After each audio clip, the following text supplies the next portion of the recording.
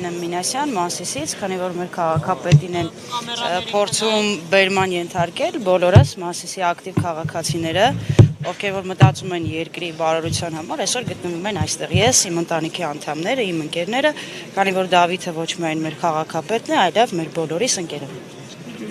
Իշխանությունների այս վարքագիծը ձեզ համար սպասելի էր, հապճ է, պարագարակ, երբ Դավիթ Համբարձումյանը Հայաստանում չէ, ինչ որ պրոցես սկսել եւ ավարտին հասցնել մի քանի օրվա մեջ։ Միանշանակ սպասելի է, քանի որ նույն իշխանությունից տեսնում ենք բազմաթիվ իշխանական թևի ներկայացուցիչներ, ովքեր ակնհայտ հանցագործություն կատարելիս ու կատարում են ու չեն ձերբակալվում, չեն կալանավորվում, իրենց վերաքրեական գործերը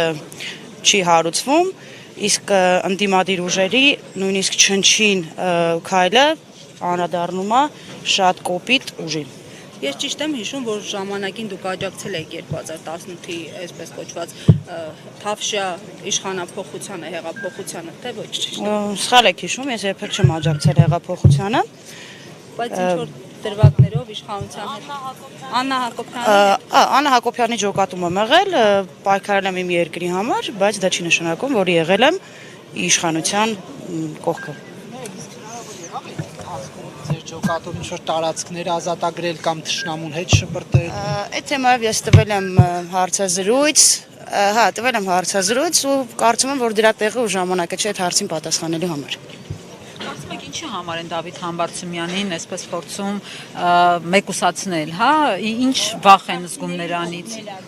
Որպես քաղաքացի, շարքային քաղաքացի, իմ տեսակետը կհայտնեմ, որը դա իմ սուբյեկտիվ կարծիքն է, ոչ միայն Դավիթ Համբարձումյանին, նաև բոլոր ընդդիմադիր ուժերին են փորձում մեկուսացնել, ովքեր որ ընտրություններին կկարողանան պայքարել իշխանության դեմ։ Իսկ Դավիթ Համբարձումյանը այսօր ակնհայտ ֆիգուրա, որը պայքարում է ընդդիմության համար,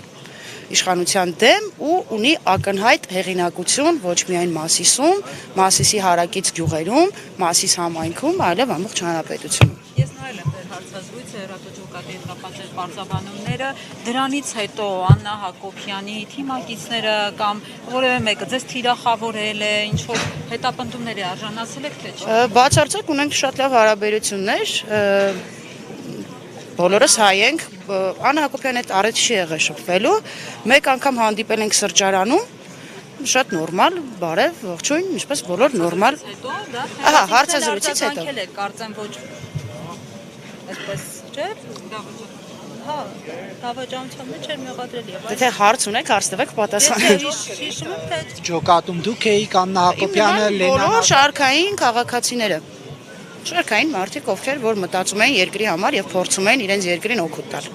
Ջոկատը Արցախում եղել է, թե ոչ։ Ոչ։ Եթե պատերազմը Արցախում էր, ձեր ջոկատը որտեղ էր պատերազմում։ Այդ թեմայով չեմ ուզում հարցազրույց տամ, որովհետեւ արդեն տվել եմ այսօր դրա տեղը ու ժամանակը չի իմ կարծիքով։ Քանի հոգով եք եղել ջոկատում։ Եկեք ջոկատի թեման փակենք, նորից եմ ասում, որովհետեւ դրա համար, չէ, Ամեն ինչ նորմալ է։ Ճիշտ չի, բայց նորմալ է, համակերպել ենք այդ մտքի հետ, դա առանձին թեմա է, որը այսօրվա մեր հավաքի հետ բացարձակ կապ չունի։ Հասկանալ է ձեր տեսակետը։ շնորհակալ եմ։